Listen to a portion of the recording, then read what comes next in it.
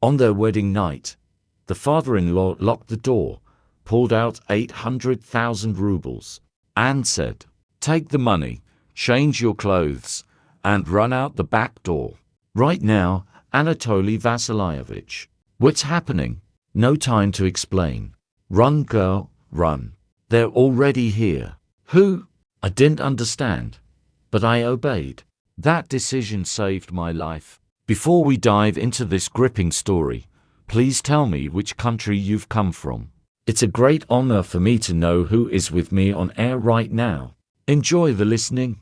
The last guests left around midnight, and Inga, finally alone in the bedroom on the second floor, sank onto the edge of the bed, feeling her legs throb after 8 hours in heels. German had gone to see off some relatives and was taking his time. Downstairs she could hear muffled voices, laughter, doors slamming. The wedding dress, embroidered with beads, lay on an armchair like a white cloud. Inga, now in a silk nightgown, studied her reflection in the old dressing table mirror with its darkened glass, trying to grasp that all this now belonged to her. The house near Voronezh, the lavish banquet for 100 guests, the gold ring on her ring finger. The click of the latch made her turn with a smile. But in the doorway stood not German, but her father-in-law, Anatoly Vasilyevich Stefanov, a stocky man of 62, with graying temples and large hands accustomed to heavy work. He closed the door behind him and turned the key from the inside. Inga instinctively grabbed the nightgown from the chair back and clutched it to her chest. "Anatoly Vasilyevich, what's wrong?" He didn't answer at once. He walked to the desk by the window and placed a thick wad of banknotes, bound with a rubber band on it. Then another, and another.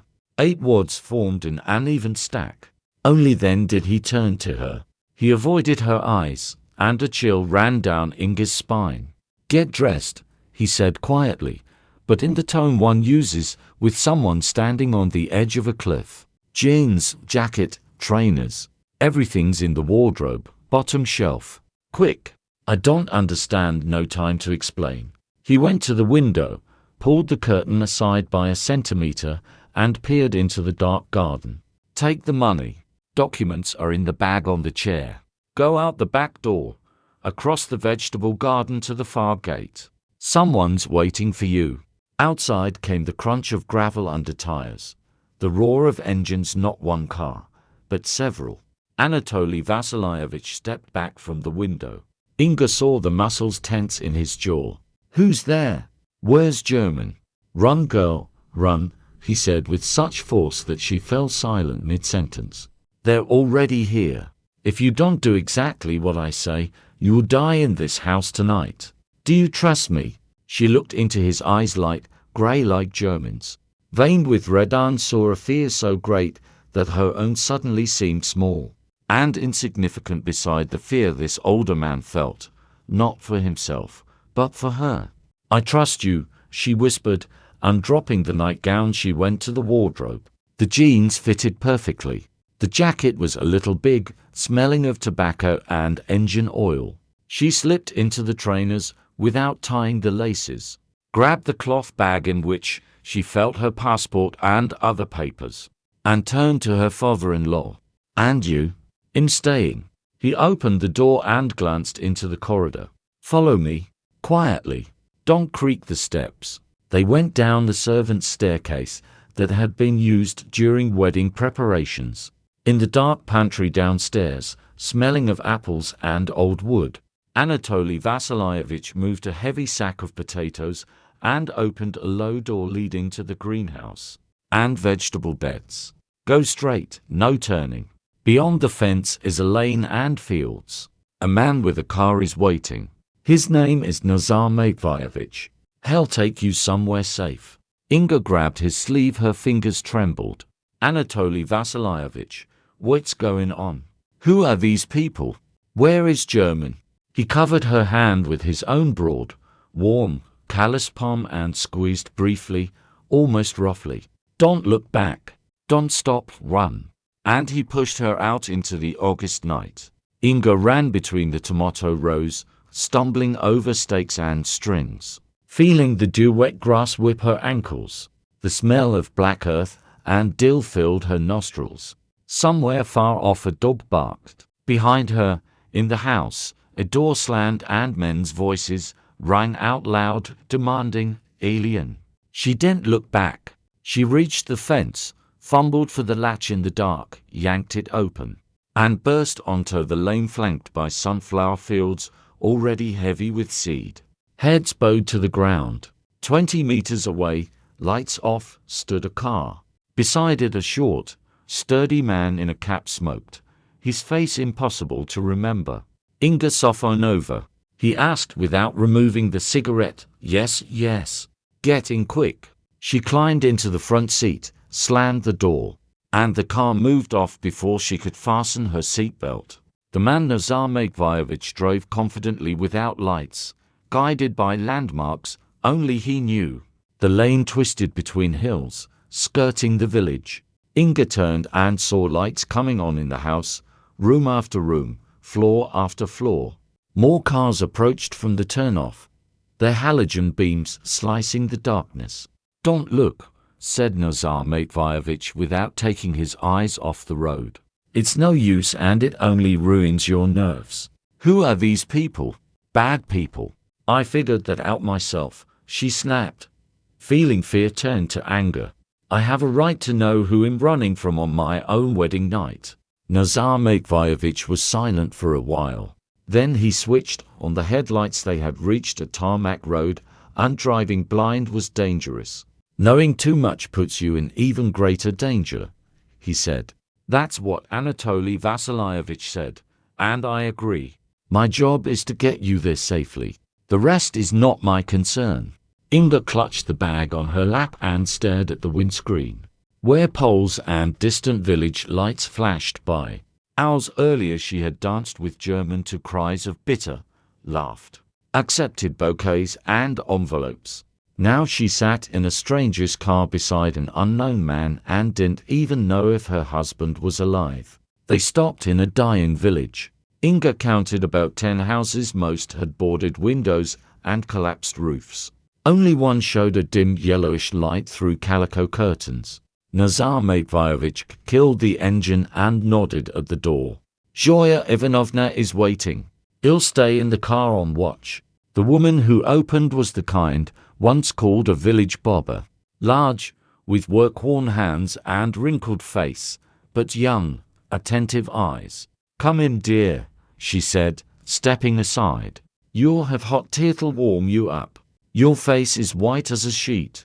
Inside smelled of stove smoke and dried herbs. The Russian stove took up half the room. In the icon corner, a lamp flickered before a blackened icon. On the table stood a steaming cup and a plate of sweet buns. "I'm not hungry," said Inga, sinking onto a stool. "Eat anyway.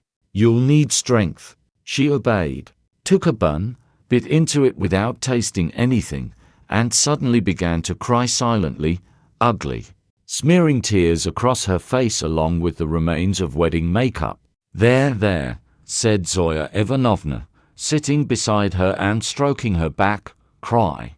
Tears heal." "I don't understand anything," Inga whispered through sobs. "Why am I here? Why did my father-in-law drive me out? Where is my husband?" "Anatoly Vasilievich did it to save you," Zoya Ivanovna said quietly, but with such certainty that argument was impossible. "I'm not allowed to know more, nor are you. You'll sleep here, and tomorrow they'll take you somewhere safer." "Where?" "Somewhere safer." Inga lay awake that night on a narrow bed behind a calico curtain, listening to the tick of an old wall clock, the creak of floorboards under Zoya Ivanovna's steps, mice rustling beneath the floor. She thought of German, his arms around her at the wedding, his laughter. How he whispered "my wife," and how strangely sweet it sounded. Did he know she had vanished? Was he looking for her? Or she pushed the thought away, but it returned.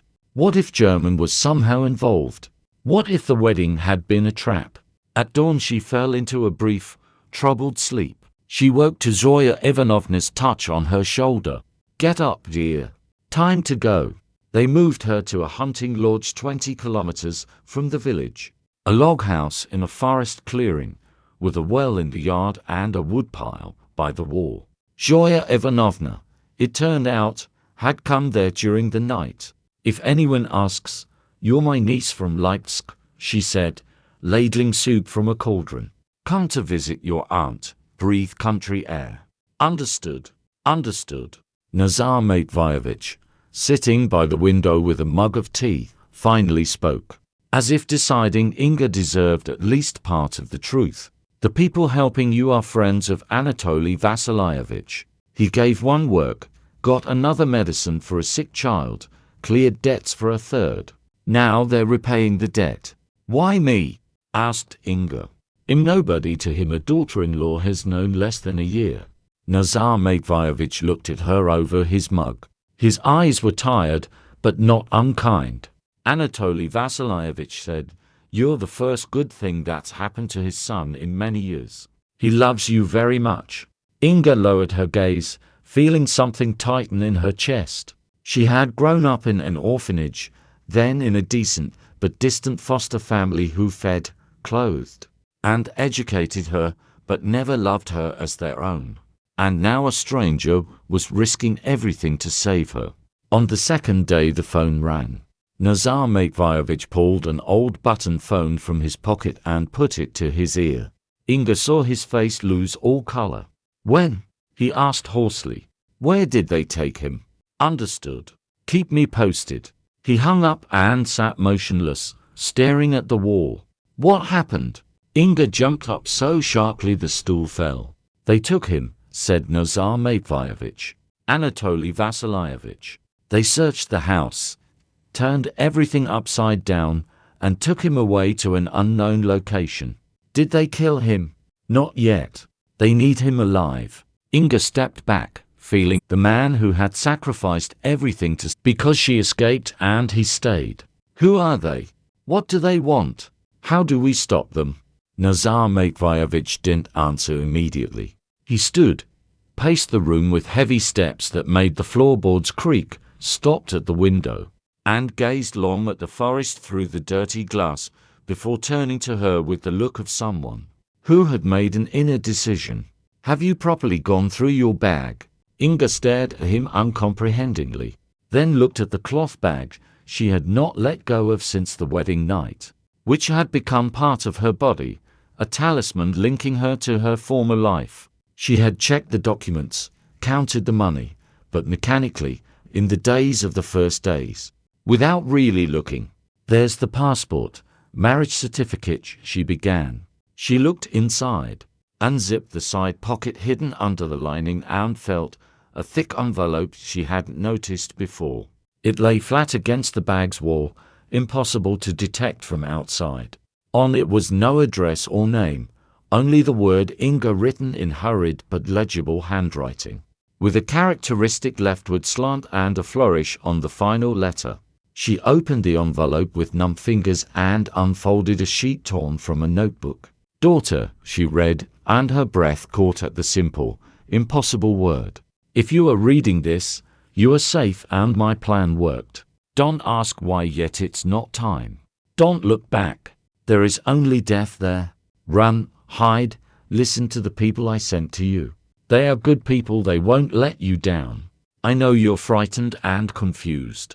I know you're angry with me for tearing you from your life without explanation on the night that was supposed to be the happiest. But believe me, there was no other way. Everything will become clear later, when the storm passes. You are stronger than you think, Inga. You survived the orphanage loneliness, a foster family that never became your own. You will survive this too. I believe in you as I have never believed in anyone. You must live, whatever happens. Living is the main thing. The rest will follow, Dad." Inga read the letter 3 times, tracing each letter, each flourish with her finger. Tears fell on the paper, blurring the ink in places, and she quickly pulled it away, afraid to ruin the only thing left from the man who had called himself her father, Dad. She had never said the word in her life. In the orphanage, it was replaced by the former Nikolai Ivanovich in the foster family, by the cool Pyotr Semyonovich, spoken with polite distance. And now a man she had known less than a year had written it himself, voluntarily. In a moment of mortal danger when every second counted. He knew they would take him, she said hoarsely, speaking to Nazar Matveyevich, to herself, to the image of her father-in-law now standing before her inner eye. He knew and still stayed. He could have fled with me, hidden. He stayed. Anatoly Vasilievich never does anything halfway, Nazar Matveyevich replied, sitting opposite her. If he decided to save you, he will whatever the cost. I've known him 30 years, since he helped me bury my mother when I had to Kopik. People like that keep their word to the end. Inga folded the letter carefully, smoothed every crease, and slipped it into her jeans pocket close to her body, where she could feel it through the fabric. For the first time in those days she felt something other than fear, something hot, solid, like a glowing coal in her chest, giving warmth. You must live. Those words became her mantra, her anchor in the ocean of the unknown, her answer to every question that kept her awake. On the third day they were discovered. Inga sat on the lodge porch, warming herself in the last rays of August, sun no longer so fierce, with a hint of approaching autumn when she heard the roar of engines, several, coming from the village and shattering the forest silence. Nazar Matveyevich, repairing something in the shed, came out first, wiping his hands on his trousers, and gestured for her to go inside. To the cellar, he ordered quietly as she crossed the threshold. Quick and silent. The cellar was a narrow space beneath the kitchen floorboards, camouflaged by an old faded rug and a heavy chest that Zoya Ivanovna moved with surprising strength. For her age, Inga descended the shaky wooden ladder into darkness smelling of damp earth and pickled cabbage. She crouched between shelves of jars, knees to chest. Through cracks in the floor, she could see strips of light and hear every word, every step above. Open up, master, came a hoarse, commanding voice used to obedience. We need to talk. What kind of talk in broad daylight? Replied Nazar Matveyevich calmly, even lazily, as if roused from an afternoon nap. I didn't invite you. You're not kin. We don't ask for invitations. We're looking for Sofa Nova, the daughter-in-law. They had a big wedding here recently, with fireworks, and the young wife vanished that same night. Heard anything? I know nothing about weddings. Only my old aunt from Leipzig is here, treating her rheumatism with country air. A coarse, mocking laugh sent goosebumps across Inga's skin. Well, check anyway. Don't mind, do you? In case some aunt is hiding. Heavy steps thundered onto the porch, then through the rooms, right over Inga's head, shaking dust from the cellar ceiling. Someone opened a wardrobe with a screech, shifted a table, walked the kitchen, and stopped directly above the hatch. Through the cracks, Inga saw the soles of dirty boots. And what's this rug doing in the middle of the kitchen? From my mother, still. Can't bear to throw it out memory, you know. A long, agonizing pause. Inga held her breath, afraid even her heartbeat would be heard above. Finally the steps moved away toward the exit. All right, Grandpa, we'll believe you for now, the voice said with disappointment and menace. But remember, if you lied, we'll be back and burn the house down with you and your aunt inside, and scatter the ashes to the wind. We already have old Safanov, by the way. If we find the woman, he gets a quick and merciful end. If not also an end, only slower and more entertaining for us. Engines roared and faded into the forest noise. Nazar Matveyevich waited another 5 minutes before lifting the rug and opening the hatch. He helped Inga out. She could barely stand, knees buckling, dark circles swimming before her eyes. We're leaving, he said, and for the first time his voice sounded tense. Right now, before they return. We can't stay here any longer. They left at dawn the next day, when mist lay over the fields like a milky shroud and the lane vanished in the haze.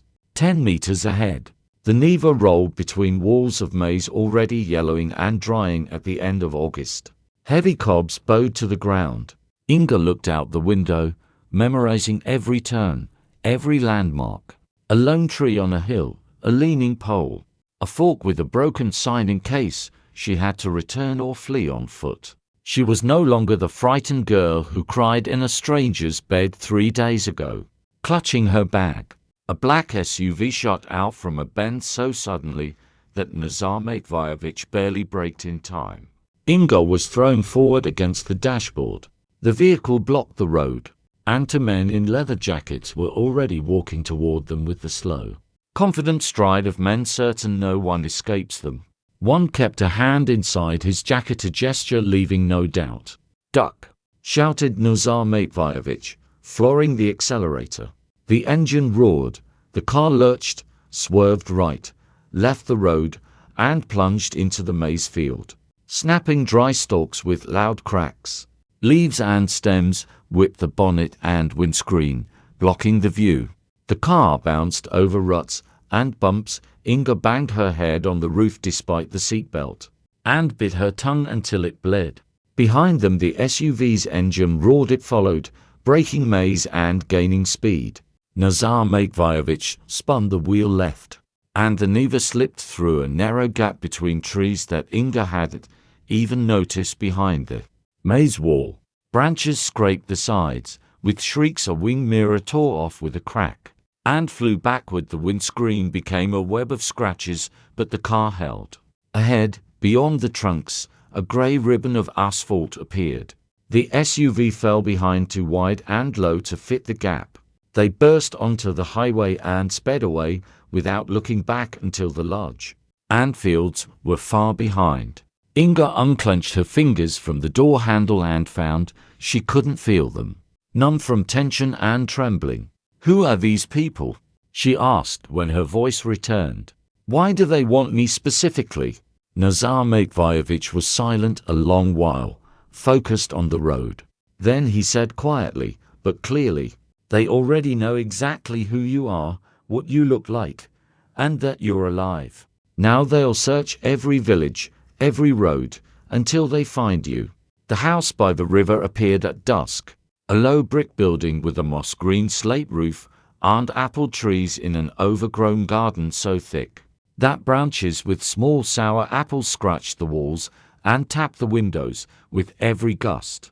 Inga got out, stretching stiff legs, and winced. From the gate, which creaked on rusty hinges, emerged a tall, broad-shouldered man in a rumpled shirt, dark circles under his eyes and a livid bruise spreading from cheekbone to temple. German, her husband, unseen since the night the world turned upside down. They stood motionless several seconds, staring across 3 meters of dusty yard overgrown with plantain. Inga saw on his face the same expression surely on her own. Disbelief, relief, fear. Then she ran to him, stumbling over apple roots, and he caught her halfway, hugging her so tightly she could hardly breathe, burying his face in her hair. "Alive," he whispered, voice breaking. "My God, you're alive. I thought I didn't know." "And you?" She pulled back to see his face, ran fingers over the bruise, and he flinched. "Where did this come from? What happened to you?" German covered her hand with his, tender and guilty at once. "Forgive me," he said instead of answering. "Forgive me for dragging you into all this." "You shouldn't have." "Later," she interrupted. "Everything later. First tell me what's going on." They sat on the porch on boards, still warm from the day's sun. German lit a cigarette. His fingers shook noticeably. 2 matches broke before the third caught. Inga waited without pressing, though questions burned inside her. "It all started in the 90s, when I was still at school," he began at last, looking not at her, but toward the river glinting between trees. "My father and a partner bought land along the highway, heading south. Back then it was wasteland, abandoned collective farm fields nobody wanted. The partner's name was Arkady Kostelev. They'd studied together at technical college, been friends since youth. When the highway was finished, that land became worth hundreds of times more. They split.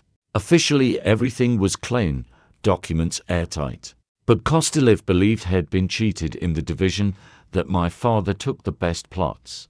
25 years nursing resentment, waiting for the right moment.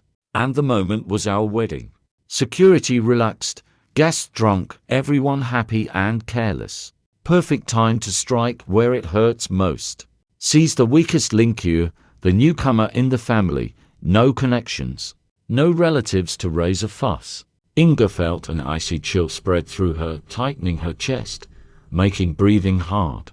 Your father knew in advance. He was called an hour before their cars arrived.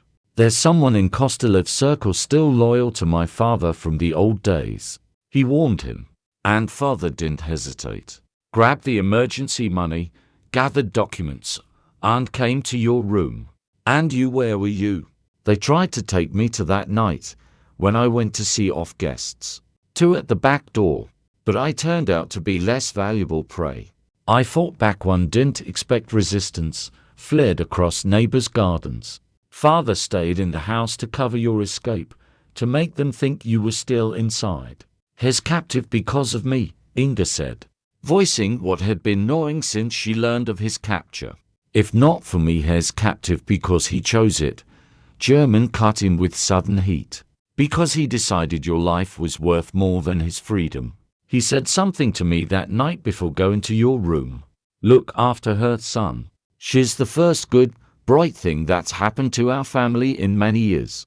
Inga was silent, digesting it. Feeling the father-in-law's words, the ones in the letter and those German relayed, fit together into a picture she still couldn't fully grasp. Then she raised her head and looked her husband straight in the eye. I'm not hiding anymore, waiting to be found. Inga, listen. No, you listen. I've spent my whole life alone. Orphanage where carers changed yearly and no one remembered your name. Then foster family who didn't care as long as the allowance came. And your father is the first person in my life who treated me like his own daughter. Called me daughter in the letter. Signed Dad.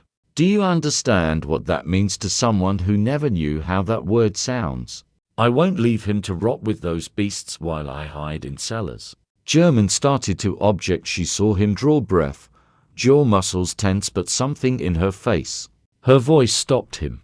He exhaled slowly and nodded briefly, acknowledging her right to decide. Then together, he said, whatever we do next, we do together, you and me. The night was unnaturally quiet for a riverside village where frogs usually croaked and night birds called. Inga lay beside German on a narrow bed with a sagging mattress, in a low-ceilinged room with a small window covered by a flowered rag, listening to his deep, even breathing. He fell asleep at once, exhausted by recent days. She could not close her eyes, turning over everything she had heard. Then came the roar of engines, first distant, then closer. Doors slamming, voices, footsteps on gravel. Open up, owners. A shout tore the silence. Enough hiding. We know she's here. German leapt up first, instantly awake, pulled on jeans in the dark and said without turning, stay inside. Don't come out. Don't show yourself. He went out with Nazar Matveyevich. Inga heard every word of the argument in the yard through the thin door. The voices outside saw no need to lower them. Safonov Sr. already talked to us, someone said lazily. The old man's tough, but it's only a matter of time. Everyone talks eventually. Hand over the daughter-in-law nicely and well, let the old man go. My word. First prove he's alive. German's voice was low, but steady. Words are just air. Pause. Then a dull heavy blow, a stifled groan. Inga lunged for the door, ready to run out and surrender if only it would stop. But Zoya Ivanovna, appearing from nowhere in the dark corridor, seized her elbow and pinned her to the wall with surprising strength. You can't, she whispered in her ear. You can't trust them. They don't keep their word. Go out now and they'll kill everyone, starting with you. Outside the argument continued. Fresh threats, demands, calm firm refusal from Nazar Matveyevich. Then voices receded, doors slammed, Engines roared, but they didn't leave. Through curtain cracks, Inga saw headlights circling the road in front of the house, approaching and retreating, encircling their refuge in an invisible but impenetrable ring. "They're waiting," said Zoya Ivanovna, finally releasing her. "Waiting for us to make a mistake, for someone to crack and run." German returned minutes later with a split lip, bleeding, and a scratch on his forehead. He looked at Inga in a way that told her everything without words. The house that had seemed a refuge had become a trap. If they wanted to live, they had to leave now, while the night darkness still offered some cover. They left through the back gate, while headlights continued circling the front. Nazar Matveyevich distracted attention by flashing a torch in windows, creating the illusion they were still inside. Inga, German, and Zoya Ivanovna moved single file along a river path, trying not to snap twigs, not to breathe loudly, almost not to exist. The night was moonless. Inga could barely make out her husband's back 2 steps ahead, and the faint gleam of water to the left, where the Don carried its dark waters toward the sea. Then something went wrong. A shout, running feet, torch beams cutting the darkness. German's voice. "Run to the forest, to the farmstead, find Panteley." She ran blindly, tripping over roots. When she finally stopped, gasping, back against an oak trunk, there was only forest silence and her own hoarse breathing. She walked till dawn, guided by stars occasionally visible through the canopy, and the river's murmur on her right. Her feet were raw and bloody, jeans soaked with dew, jacket reduced to rags. When the first rays tinged the sky pink, she saw ahead the sagging roofs of a small farmstead. 3 houses, 2 with collapsed roofs, 1 with intact windows, and a thin column of smoke from the chimney. An old man opened the door thin, in a padded jacket over his undershirt, face carved with wrinkles, but eyes alive and sharp, which immediately assessed her. "Safonova, the daughter-in-law," he stated, not asking. "Come in before they see you. Your picture's already being shown all around." Inside was warm and smelled of herbs hanging from the ceiling. Street John's work, mint, and something else Inga couldn't name. The old man poured her a mug of strong tea from a blackened samovar and sat opposite, studying her as if he had long awaited this meeting. "Panteley Yefimovich," he introduced himself. "Your father-in-law and I have been friends since '68, from the army. He warned me you might turn up." "Where is he?" "I got away. They took him." "I know. They're holding him in the warehouses by the river, about 5 kilometers away. Can't go there yet, guards and dogs. But first answer one question." "Go." He leaned forward, eyes sharpening further. "Do you know why they're after you specifically?" "Not his son. A daughter-in-law who's been in the family less than a year." Inga was silent. The old man nodded, as if confirming his own thoughts. "So you don't know? Listen then, since fate brought you to me." What he told her over the next hour turned everything she knew about herself, her life, the world upside down. Her real parents, Stanislav and Vera Medvedev, had worked on a collective farm near Voronezh. When the farm collapsed in the 90s, they received good plots right by the highway. 25 years ago, their car went off the road and fell into a ravine. Officially an accident. In reality, Panteley Yefimovich and Anatoly Vasilyevich always suspected murder. 2-year-old Inga was sent to an orphanage, then to distant relatives in Leipzig, and the truth about her origins was hidden to protect her from those who killed her parents. No one claimed the inheritance. The plots lay 25 years as unclaimed shares, dead weight nobody wanted. Half a year ago, Anatoly Vasilyevich hired lawyers and restored your rights as heir through the courts. Now those lands are legally yours, and those who want them can't wait any longer. They need your signature, voluntary or forced. Inga sat motionless, feeling neither arms nor legs, only a deafening ringing in her ears. Her entire life orphanage, foster family, Loneliness was a lie built on her real parents' bones. And Anatoly Vasilyevich knew from the beginning, Panteley Yefimovich said more gently, reading her thoughts. He was your father's friend, promised to watch over you. And when his son met you and fell in love, he decided it was fate that now he could protect you as his own daughter. They managed to contact the others only toward evening the next day. German and Nazar Matveyevich, having shaken off pursuit, reached the agreed spot by the old mill. Zoya Ivanovna had to be left in a safe house by the river. She was too old for such marches. When everyone gathered in Panteley Yefimovich's house and Inga told what she had learned, silence fell, broken only by the crackle of logs in the stove. I have to save him, she said finally. He kept that secret all his life for me. Now it's my turn. They found the warehouses on the third day. Rusty hangars of a former collective farm, 3 SUVs at the gate, guards with dogs patrolling every half hour. Inga lay on a burdock-covered hill.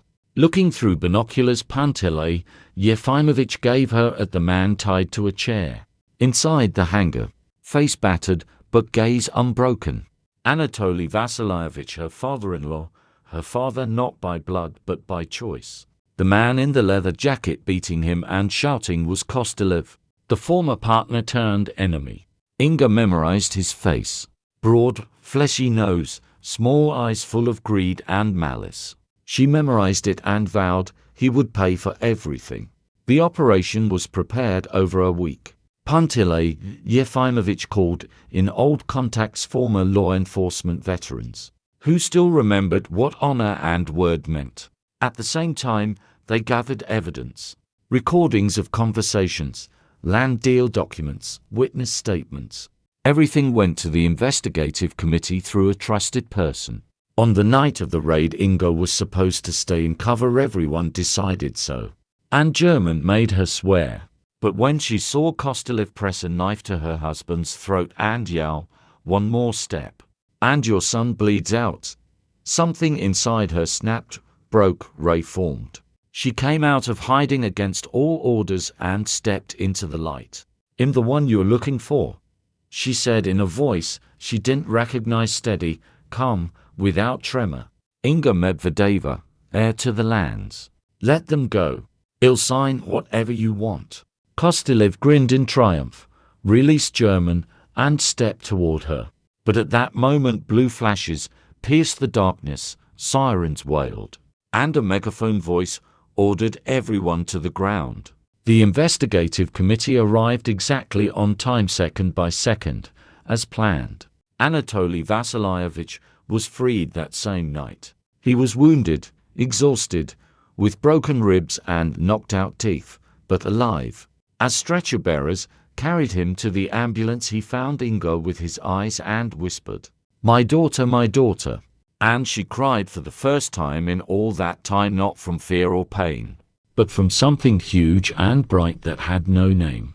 Ismailov arrived 3 days later in an expensive black SUV, expensive suit, the look of a man accustomed to buying everything and everyone.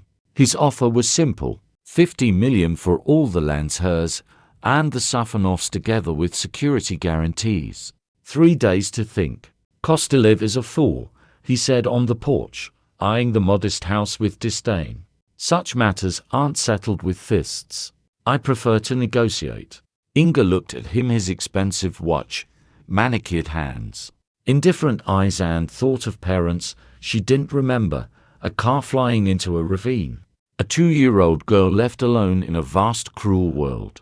"Tell your boss," she said, "that I'd rather die than sign a single paper. That land is soaked with my parents' blood. It is not for sale." 3 days she didn't sleep, sitting by the window, starting at every sound, every passing car. German paced like a shadow, checking locks, loading Panteley Yefimovich's hunting rifle. The phone stayed silent. No one knew if the plan would work, if the documents would reach the right people, if there would be time. On the third day, instead of Ismailov, came an arrest team. Kostylev, in the interrogation room, testified against the mastermind in exchange for leniency. Recordings, documents, witnesses all formed an irrefutable picture. Ismailov was taken right in his office, mid-meeting with subordinates. They say he didn't even finish his coffee. A month later they sat on the veranda of the Safonov house, the same one. Inga had fled on her wedding night. September sun warmed like summer apples ripened in the garden, and the wind carried the scent of river and mown grass. Anatoly Vasilyevich, still temporarily in a wheelchair until his leg healed, held a tea mug and looked at the daughter-in-law he had long considered a daughter. "Land is material," he said quietly. "Today it's yours, tomorrow they take it.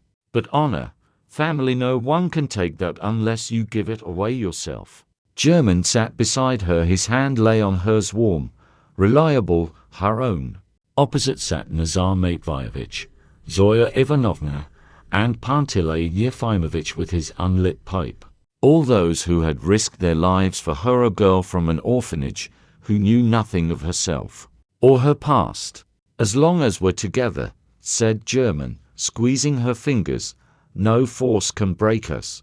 I understood that these weeks.